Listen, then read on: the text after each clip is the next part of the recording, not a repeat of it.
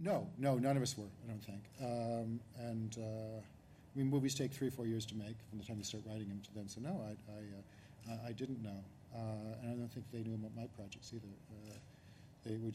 Mine was just a small project that was sort of inching its way forward, and I couldn't get it. You know, after I took the article around, it took me 6 or 7 months going around the town and trying to sell this, and people what they do in Hollywood is they just yes you to death. No one says no. They say, yes, we'd love to work with you. We hear Crash is terrific, and I really want to work with you. Let's set up some meetings. And the next people say, yes, that'd be great. And then just nothing happens. So after 7 or 8 months of that, I knew I didn't have enough clout to get this movie made. So I called Clint Eastwood, because I can do that now. Isn't that cool? I called Clint Eastwood. And I said, I'd like to send you a magazine article. I'd like you to read it. Thinking that he would call me and say, read it and say, you call me bastard, never talk to me again. And he read it and called me a couple days later and said, wow, that's really tough material. I said, yes, but I think it's the truth of what's happening to some of our men and women. He said, yeah, so I'll help you get it made. So he called over to the chairman of Warner Brothers and asked him to take it seriously. And so they did. They optioned the underlying rights and the life rights for me, and I was able to write it. Oh, yeah. Oh, yeah. And certainly I was sort of roundly condemned in some circles in America. I've been called Osama bin Laden's best friend and things like this. And these people are very serious. That was a tough decision to use it in the way I used it, because I really truly didn't want to insert my politics into it as much as I did want. I wanted to make a very political film, and I think I did make a political film. But I truly wanted it to be an emotional experience, not an intellectual one. I didn't want characters to be on stage just sort of making speeches about Bush and condemning this and condemning that. I wanted the idea that I like movies that sneak up on you. I like $1 Million Baby. I like them sneaking up on you. And this one, I imagine the experience of you sitting in the audience and relaxing, because you imagine it's just a murder mystery, and Tommy Lee Jones is going to solve everything for you, so you don't really have to worry. And then slowly getting the sensation of there's a sort of feeling a metal band around your chest that's slowly tightening until you can't breathe at the end, and that's what I was going for.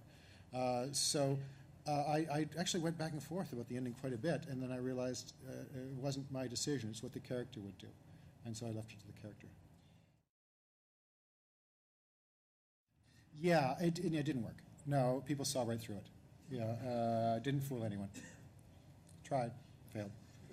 But had you thought about that going into it? Presumably, I mean, these were always going to be tough subjects, weren't they? Yeah, and actually, where this film did best, and it didn't do well at all, but we're in America. But where it did best was in the Midwest and the South, exactly where I wanted it to do well. I wanted to place places where people, I like Tommy Lee Jones, and Charlize, she's pretty. I think I'll go see this, and it did. And those are the places where they're sending their young men and women to Iraq. We're not sending them from Los Angeles or New York or Philadelphia, the big cities. They're just not going from there. These are the children of the poor who are going. About halfway through this, I went searching for a story that Tommy would tell the boy, and I knew he'd read the Bible. I wasn't overly religious, but I knew he'd take solace at times like this. And I remember the story of David and Goliath when I was a boy, and how that was told to me. And then I thought about the way we tell these stories to our sons. We pass them on, and we tell these stories of incredible bravery.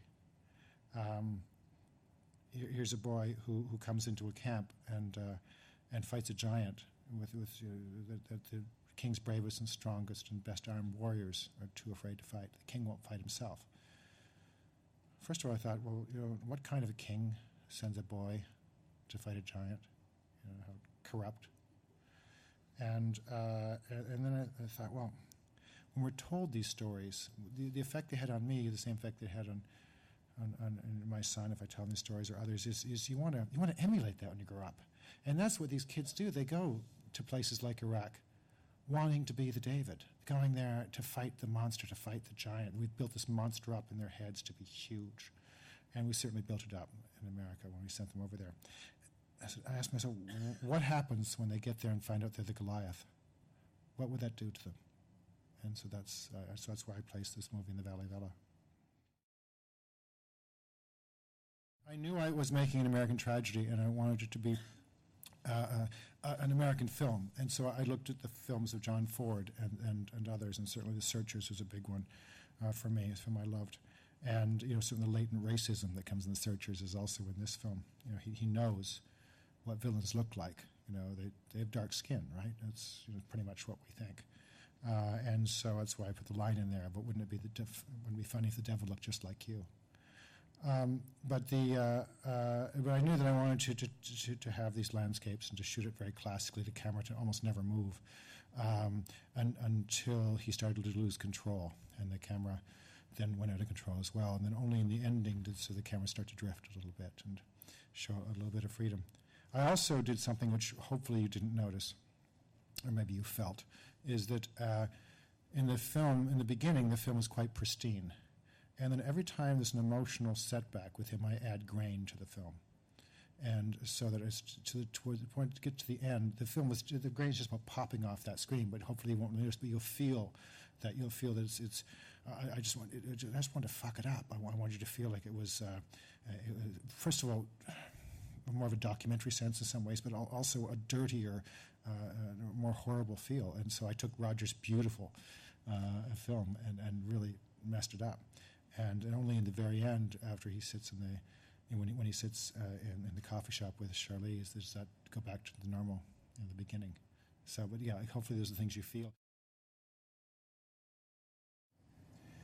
I'm a cynical bastard, as you can tell by my films, and so I think it's going to be a very, very long strike. Unfortunately, I think we're into the summer of next year.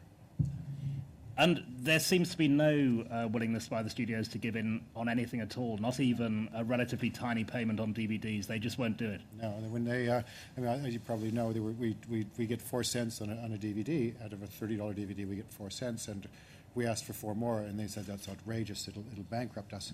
This is after making billions and billions. They said this with a straight face. It's really quite remarkable.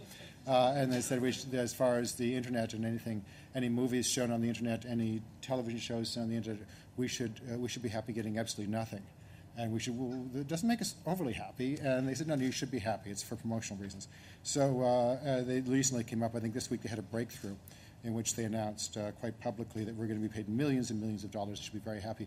Well, we would get millions of dollars over many hundreds of years, but the offer was, I think, $124 per movie buyout to the writer for a movie.